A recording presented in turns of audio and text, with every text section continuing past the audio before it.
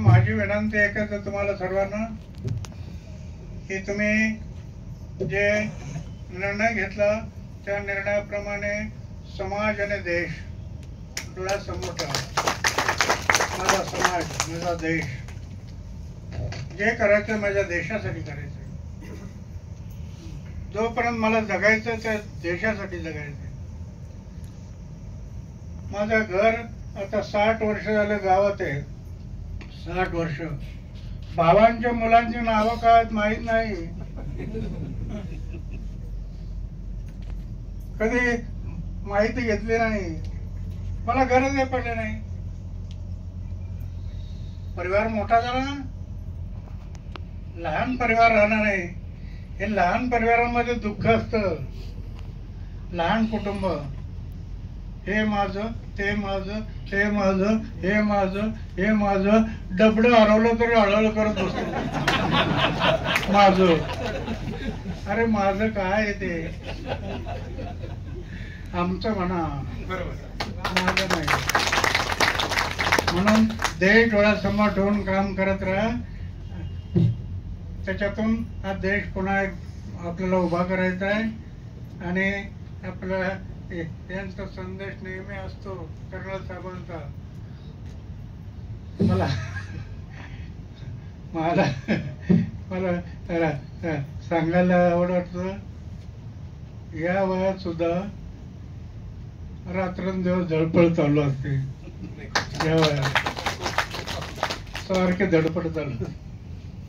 काय घ्यायचं नाही, काय द्यायचं नाही, फक्त समाज आणि देश. देशाचा विचार करून धावपळ चालू असते.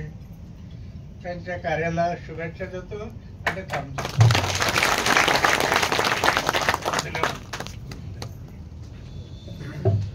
तुम्ही सतत येत राहिलात, अण्णांना भेटत राहिलात, ती प्रेरणा देत राहिलात, तर अण्णा आम्ही सर्वजण तुमच्या बरोबर राहून तुम्हाला शतायुषी होण्यासाठी परमेश्वराकडे प्रार्थना करू. तुमच्या आशीर्वादाची, तुमच्या प्रेरणेची, तुमच्या त्यागाची आम्हाला सदैव गरज आहे. ती सदैव पाठीवरती थाप असेल. या आश्रमामध्ये हे सगळं काही मिळतं. फक्त अण्णांनी सांगितल्याप्रमाणे जे काही मोलाचे संदेश आहेत ते मोलाचे संदेश घेऊन पुढे जायचे. भारत माता की जय. वंदे मातरम. वंदे मातरम. इन्कलाब जिंदाबाद. इन्कलाब जिंदाबाद. थँक्यू. यानंतर कार्यक्रम आभार प्रदर्शनाकडे जाणार आहे. सलाम कर सकता हूं मगर सर झुका नहीं सकता. अपनी जान दे सकता हूं लेकिन किसी का दिल तोड़ नहीं सकता. पहाड़ों से टकराता है उसे तूफान कहते हैं. पहाड़ों से टकराता है उसे तूफान कहते हैं. और तूफानों से टकराता है उसे भारतीय सैनिक कहते. भारतीय सैनिक कहते. आज या ठिकाणी शहीद दिवस मानवंदना आणि सैनिक योद्धा सेवाभावी संस्था महाराष्ट्र राज्य या संस्थेच्या स्थापना आणि उद्घाटन कार्यक्रमाच्या निमित्तानं उनकी शहादत याद करो. जो कुर्बान हुआ मेरे देश पर उन्हें सर झुका के सलाम करो. या मातृभूमीच्या रक्षणासाठी ज्यांनी केले देहदान, त्या मातांच्या सुपुत्रांचा सार्थ आम्हा अभिमान. त्या शौर्याचे, त्या धैर्याचे गाताना गुणगान. क्षणत्व पण मनात येते व्यर्थ न हो बलिदान. आज या शहीदांना आपल्या सर्वांच्या वतीने या ठिकाणी मानवंदना समर्पित करतो. त्यानंतर या ठिकाणी आदरणीय अण्णांच्या हस्ते सैनिक योद्धा सेवाभावी संस्था महाराष्ट्र राज्य आणि सर्व मान्यवरांचे आम्हा कार्यक्रमात कुठेही चूकभूल झाली असेल तर सैनिक योद्धा सेवाभावी संस्थेचा अध्यक्ष या नात्याने संपूर्ण जबाबदारी स्वीकारतो आणि पुन्हा एकदा उपस्थित सर्व मान्यवरांचे, सर्व सैनिकांचे, सर्व महिला भगिनींचे संस्थेतर्फे मनपूर्वक आभार व्यक्त करतो. या ठिकाणी एक मुद्दा ठेवू वाटतो मला. मुद्दा असा आहे, जसं मी हा विचार करत होतो की जसं जिल्हा परिषद असते, जिल्हा परिषदेच्या अंडर पंचायत समिती असते, पंचायत समितीच्या अंडर ग्रामपंचायत असते, महसूल जिल्हाधिकारी असते. अच्छे दिन, जीवन के सबसे मुश्किल दिन, जीवन के सबसे मीठे दिन, जीवन के सबसे तीखे दिन हम फौजियों ने देश के सीमा पर गुजारा है. मगर निवृत्ति के बाद अपना कर्तव्य ना भुलाकर अपने परिवार के साथ साथ समाज की रक्षा करना और अन्याय के खिलाफ लड़ना, यही अपनी जिम्मेदारी है. इसलिए हम सब सैनिक एक होकर एक सैनिक योद्धा बनकर लड़ेंगे.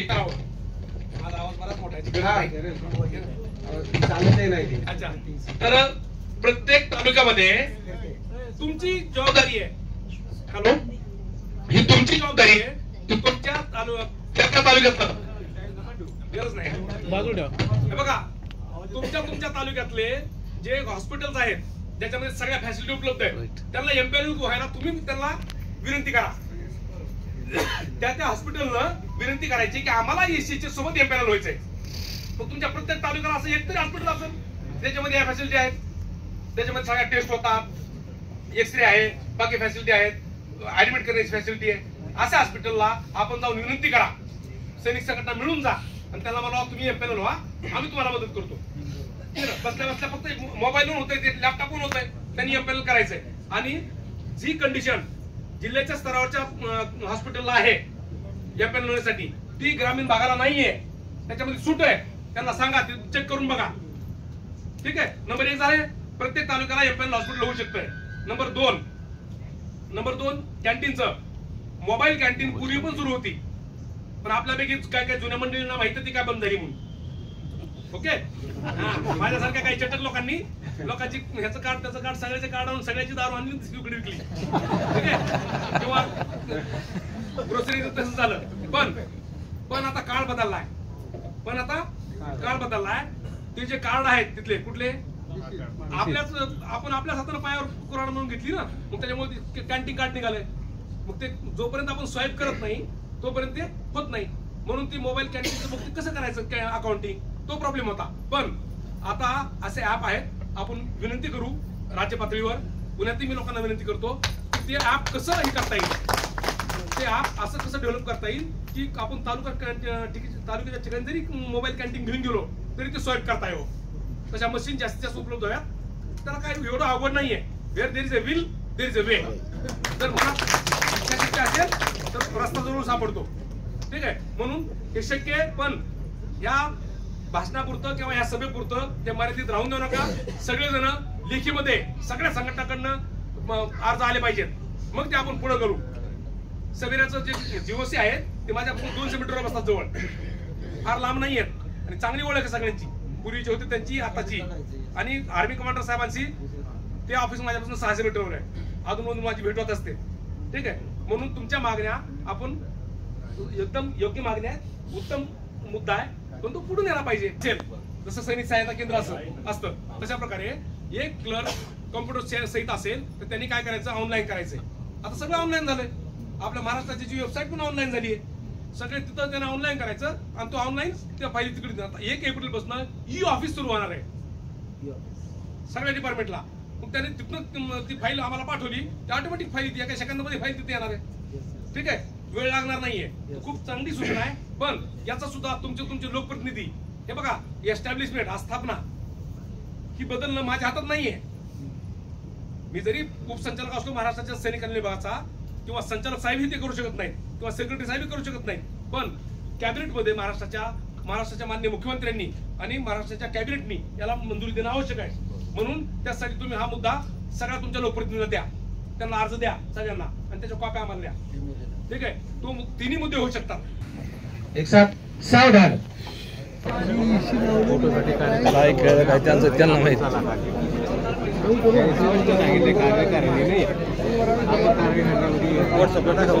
हा सगळी शूटिंग घेतली, शूटिंग घेतली.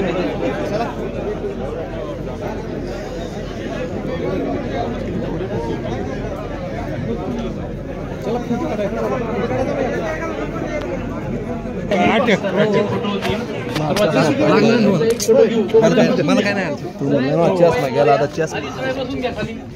फोनवर फोन चालू आहे. सगळ्यांचे फोटो घेऊ आपण. आता सुरुवातीला एक कार्यकारिणीचा फोटो घेऊ, त्यानंतर सगळ्या संघटनांनी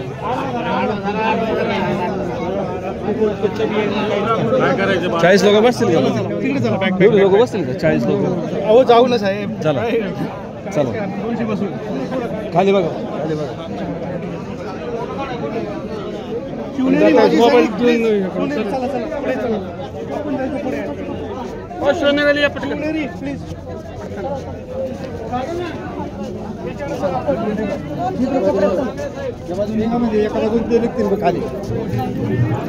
सर्वांनी 2 मिनिटं फक्त शांत ठेवायची. 2 मिनिटं सगळेजण खाली बसून घ्या. ग्रुप ग्रुप वाईज खाली बसून घ्या, खाली बसून घ्या. सगळ्यांचे फोटो होते. हे पहा, सर्वांना सूचना आहे, ज्या ज्या संघटना या ठिकाणी आलेल्या आहे सर्व संघटना विनंती आहे खाली बसून घ्या आणि एका वेळी एका संघटनेला समोर यायचं आहे. सर्व संघटनेने वेगवेगळे फोटो काढले तरी चालतील. सर्व संघटनेला विनंती आहे एका वेळी एका संघटनेने फोटो काढून घ्यायचा आहे. आपण सर्व एकच आहोत. आपल्याला या ठिकाणी 5-10 मिनिटं अण्णा देणार आहे, तर याचा सर्वांनी योग्य उपयोग करून घ्या अशी आपल्या सर्वांना विनंती आहे. आता सर्वप्रथम या ठिकाणी सैनिक योद्धा सेवाभावी संस्था या कमिटीला विनंती आहे की आपण वरती यायचं आहे. बाकी संघटनेला विनंती आहे थोडं पहिलं सैनिक सेवाभावी कमिटीने वरती यायचं आहे. तर ज्यांचा फोटो काढायचा आणि लगेच खाली उतरून घ्यायचा आहे. हे पहा, ज्यांचा फोटो काढायचा मी खाली उतरून घ्या, वेळ लावू नका, एका वेळी एकच फोटो निघेल.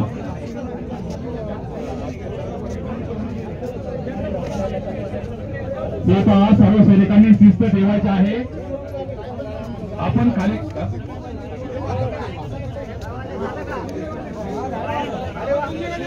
आपली चला वरती चला.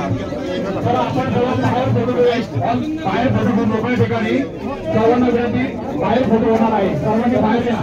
चला, सर्वजण बाहेर करायचं आहे. सर्वांचा फोटो बाहेर घेण्यात येणार आहे. जागा मोकळी करा अण्णांना या ठिकाणी.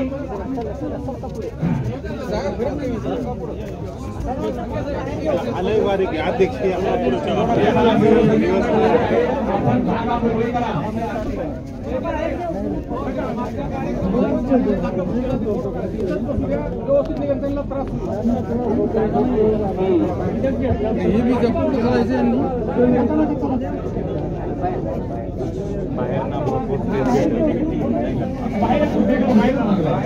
बाहेर चला, बाहेर फोटो घेऊ, बाहेर चला. हे पहा, आपल्या सर्व सैनिकांचा एकच ग्रुप फोटो घेऊ. सर्व सैनिकांना विनंती आहे कृपया आपण बाहेर करावे. चला, सर्व सैनिकांनी सहकार्य करावे. जी हेल्मेट आहे ती टेबलवर ठेवा. हेल्मेट. हे पहा, ज्या सूचना आपल्याला दिल्या जाते कृपया सूचनांचं पालन करावं सर्वांनी.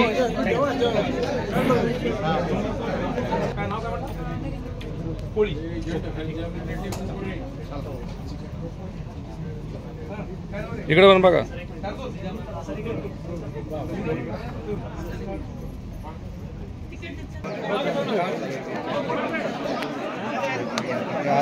थोडेसा लाल टोप्या येतात ना. शेळके साहेब, आत्ताच्या झालेल्या कार्यक्रमाबद्दल तुम्ही काय सांगणार? खूपच सुंदर आणि जवळजवळ माजी सैनिकांनी जो काय बोलतात विश्वास दाखवला आहे आणि एवढ्या मोठ्या संख्येने आज जुन्नरवरून अहिल्यानगर येथे अण्णा हजारे साहेबांच्या समवेत खूप छान असा कार्यक्रम केला. त्यांचे विचार ऐकण्याची संधी पण आम्हाला सर्वांना भेटली. बस. आणि याच्यामध्ये शेळके साहेब, तुम्ही तो आपलं मनोगत सांगा. हा कार्यक्रम खूप छान झालेला आहे, त्याच्यात काही वादच नाही आहे.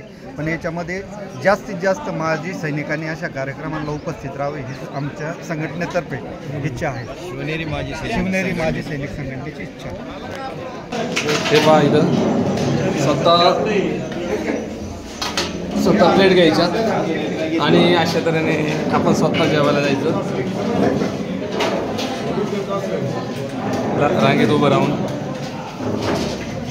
जेवण घ्यायचे आणि जेवायचे. अशा ठिकाणी या ठिकाणी स्वतः सेल्फ सर्व्हिस आहे.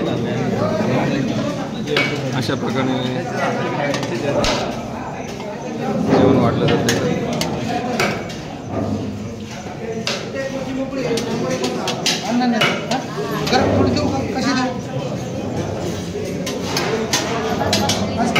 दिवशी आणायचे राहिले तर मला हा ना, दिवशी आणायची होती आता.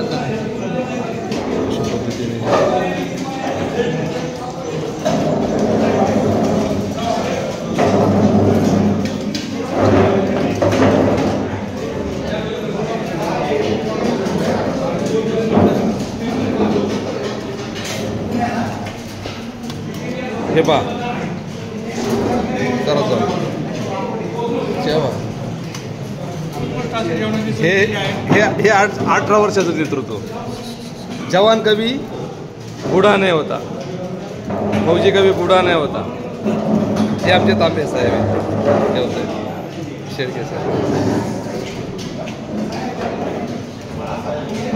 आहे